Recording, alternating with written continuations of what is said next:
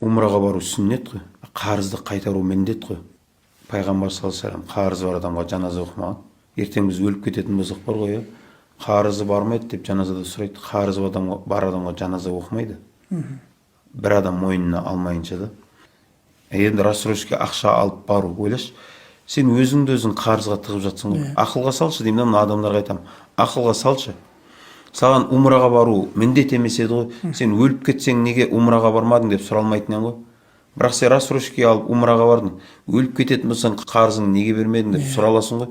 Неменеге сен сұралмайтын нәрсеңді орындаймын деп сұралатын нәрсені өзіңе мойныңа жүктеп жатсың. Мойның жуан ба? Асық па?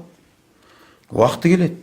Егер шынымен сен Алла тағала сол жақтан саған дәмау істеуді несібеңе жазып қойған ба, барасың. Біреу себеп болады, басқа қалады. Енді шынымен умра жасағың кеп тұр ма? Онда пайғамбар саллаллаху алейхи айтады. Бір тиынсыз жасалатын умра бар. Таң намазына мешітке бар. Таң намазын оқы. Күн шыққанша отыр. Сол жерде Алланы еске алып. Күн шыққаннан кейін 2 ракат намаз оқшы. Қажылықтың сауабы толық беріледі дейді. Жаса десеңше, жігіттер сол таң намазына баруға шыдамаймыз. Ол жерге барып 1 сағат отыруды айтпай қойшы, айналайын. Таң намазында мешітке бармаймыз. Бармаймыз ғой мешітке. Шынымен сауап керек болатын болса, осыны жасайтын ек қой.